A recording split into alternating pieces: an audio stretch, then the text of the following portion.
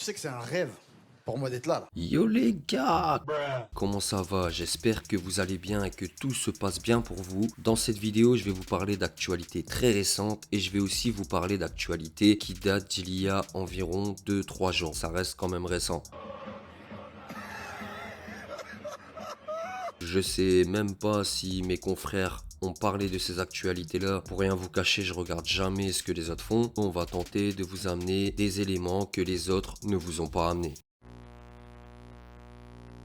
On va parler de Norsace, membre du 667 qui est passé chez CKO pour une interview. Allez la voir, je vais même vous mettre le lien en description. Et il est revenu sur un aspect qui manque au rap et qui manque au pur rap. Je parle pas de musique urbaine. Il a parlé de liberté d'expression et du fait que les rappeurs se brillent d'eux-mêmes lorsqu'il y a des featuring. Lui a ressenti ça et il en a parlé en interview. C'est qu'en fait, moi, j'ai toujours pensé que l'État, la société et tout nous bridait en mode la liberté d'expression. Ouais. Mais en fait, là, maintenant, ils ont tellement formaté le cerveau des gens que c'est nous-mêmes, on s'auto-bride sur Mais la bien liberté sûr. d'expression. Et ça, c'est une dinguerie. C'est pas l'État qui est venu nous tomber dessus Non, c'est ou je sais pas super. quoi. C'est les gens qui écoutent du rap en plus, parce que les gars, ils me connaissaient, hein, bizarrement. Norsace parle d'autocensure entre les rappeurs et même le public envers les rappeurs. Il faut ajouter un truc, c'est que l'auditeur en 2025 ne veut plus entendre des choses contestataires, sensées qui parlent de la société et qui servent à éveiller l'auditeur. Il y a l'aspect que l'auditeur, il est enseveli d'informations au niveau international, national. Les informations, elles sont pas top, donc du coup, dans la musique, il cherche un petit peu un moyen de s'évader, de rêver, un échappatoire. Et il y a aussi un deuxième aspect, c'est celui des labels et des maisons de disques qui proposent de la musique comme un produit, comme un simple produit. Les rappeurs eux-mêmes sont devenus des produits. Et si Norsace parle d'autocensure parce que la société a mis dans le cerveau des gens cet aspect-là des choses, il y a aussi le côté que les rappeurs justement ne veulent pas choquer. La polémique, les bad buzz, tout ça, c'est mauvais pour les affaires. Au niveau partenariat avec les marques, porte ouverte pour les soirées VIP, tout ça, c'est pas bon pour le business. Antithèse Freeze Corleone. Mais c'est J'ai ça. donné mon T'as avis, on juste n'a plus le droit de donner son Non, avis. mais Et en fait, ça fait quoi après? Ça fait comme toi. J'ai vu que tu t'es bridé. En mode, je vais plus jamais parler. Bah, bien Et je te sûr. jure, gros, Par contre, le bail de mêler le drama que Balou avait eu avec la Star Academy par rapport à une candidate et la liberté d'expression dans la musique et au niveau de la société, Rof vient de sortir un nouveau son qui s'appelle Ma Nature. Je vous ai pas fait de réaction vidéo parce que au niveau réaction de son ou d'album sur la chaîne, c'est plus le genre de contenu que je vais privilégier. Mais bien sûr, j'ai écouté. Allez écouter, vous allez voir, c'est un bon son. Là, je vais vous parler d'une séquence qui concerne un grand producteur et scénariste américain. Et ce grand producteur et scénariste américain, il parle de Rof. Ça montre que Rof a beaucoup d'impact et que la musique, même avec la barrière de la langue, elle peut traverser les frontières. En plus là, c'est un rappeur français qui s'expatrie au niveau d'auditeurs US, en plus des auditeurs côté. Vu qu'on a l'habitude que ce soit les rappeurs américains qui débarquent en France, ça fait plaisir. Classmates, Miriam Bakabja, who is French, linked me up with our cousins. You know what I'm saying? These just white French people, you know? And I can hear it's this dude named Ralph.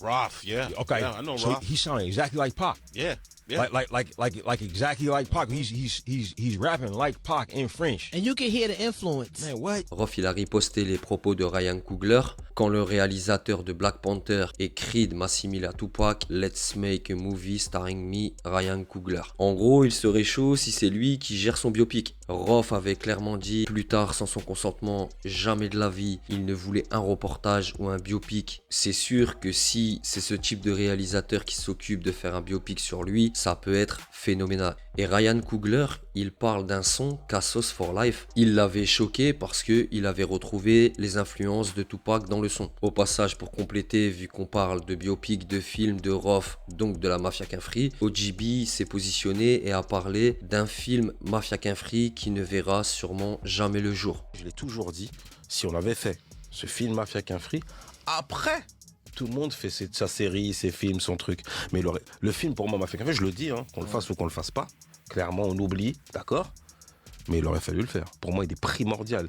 Et au nom, même ne serait-ce qu'au nom de ceux qui sont plus là. Tu vois, ça aurait été primordial. Mais après, nous, Non, mais on va parler. Ça aurait demandé beaucoup Non, mais de travail, non, mais tu vois, de coller à chaque fois. moi je te dis, le truc, tu sais ce des uns ce qui- des autres, mais Non, voilà. mais ce qui peut être Ah, relou, oui. tu sais ce que c'est? C'est que quelqu'un d'autre le fasse à votre place. Ouais, c'est possible. Mais ça serait une dinguerie. Que quelqu'un bah d'autre non. le. Mais non, mais quand je te dis que ça serait une dinguerie, Il aura besoin des autorisations. autorisation Pas de quoi? forcément. Mais tu rigoles ou quoi, Pas toi? forcément. Inspiré de. Tu vois ce que je veux dire? Ouais. Pas forcément. Et le truc, tu vois, le truc, tu vois, c'est là où je dis que vous avez tort de ne pas le faire. La mafia café comme le secteur A. Hein. Bon, le Ouais. secteur A, ça en parle aussi. Mais si quelqu'un d'autre le fait à votre place et que vous regardez Ah ouais. le film, vous dites, mais attends, c'est pas comme ça que ça s'est passé. Bah ouais. C'est ça le risque, hein. Tu vois ce que je veux dire? Bien sûr. C'est ça le Tu risque. vois, c'est pour ça que je dis À toujours, moins que les tu gars. bosses comme consultant Après- dessus, mais Après, c'est un risque pour ceux qui le font. C'est un risque pour nous, qui sommes les héros de cette histoire. Ouais. Et c'est un risque pour ceux qui vont le regarder. Parce que forcément, ça va être juste une proposition de l'histoire de la mafia Ouais. Free. Mais comme tu le disais au tout début, il n'y a pas mieux que ça soit raconté par nous-mêmes. Bien sûr, Forcément. bien sûr. OGB qui s'exprime par rapport à un potentiel film Mafia qu'un Free qui ne verra sûrement jamais le jour. Surtout que la nostalgie et les biopics au niveau du rap, tout ça, c'est vraiment à la mode. Et il y en a certains qui sont réussis. Il y a eu la série consacrée au NTM qui a été diffusée sur Arte. Et cette série-là, elle est tout simplement excellente. Mais c'est toujours mieux que ce soit les protagonistes qui gèrent le truc, ou en tout cas qui valident ou pas la série, les plans, les acteurs, les situations, même voir le scénario. En ce qui concerne la Mafia qu'un Free en comparaison de certains autres groupes, là je viens de vous citer NTM, c'est que à mon avis le côté financier peut poser problème et aussi le côté multiplication d'ego, puisque dans la Mafia qu'un Free il y a quand même beaucoup de rappeurs et les histoires d'ego, il y a très peu de chances qu'on voit un biopic, un film, une série consacrée à la Mafia qu'un Free.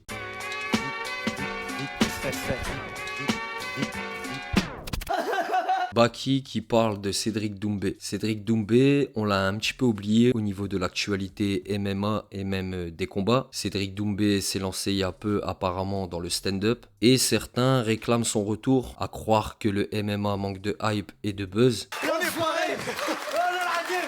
Ça serait un rêve de l'avoir comme stand-upper.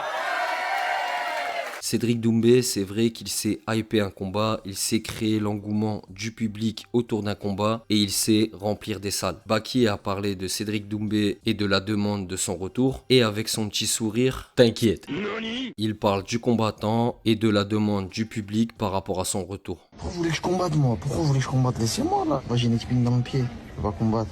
Allez voir les autres, hein. Allez voir Baki, wesh. Allez voir Baki, allez voir tous les autres combattants français. Pourquoi vous voulez que moi je combatte? Bah, en fait, je capte exactement ce qu'il ressent, frérot Cédric. Ils lui disent de revenir, mais en même temps, il se fait harceler un peu sur les réseaux. Les gens se moquent de lui. En fait, il subit une injustice en réalité, et c'est réel. Et c'est, tu sais, même si c'est mon concurrent, c'est quelque chose que je reconnais, c'est qu'il subit une vraie injustice. C'est qu'il a fait des accomplissements qui sont réels. Tout ce qui est en kickboxing, le KO sur Jordan, tout ça, c'est des vraies performances, tu vois. Il a perdu un combat. En fait, ils l'ont transformé un peu en clown du MMA français, alors qu'en vrai, il mérite pas ça, tu vois. Malgré tout, les gens, ils savent que sans il y a beaucoup moins de divertissement. J'ai pas envie de dire qu'il n'y en a pas parce que t'as vu le MMA français, on a quand même des beaux noms. Comme dit Baki, il y a pas mal de combattants français en ce moment qui sont en train de monter et qui font parler d'eux, mais apparemment le public ressent le manque envers Cédric Doumbé. Vous vous rappelez le fameux épisode de l'épine, le sujet épineux les gars. Et depuis ce temps-là, les gens veulent une revanche. Baki, Cédric Doumbé, absolument. Les gars, j'espère que vous avez apprécié la vidéo. N'oubliez pas de liker la vidéo et de mettre un petit commentaire. Prenez soin de vous, prenez soin de vos proches, c'est toujours le plus important les gars.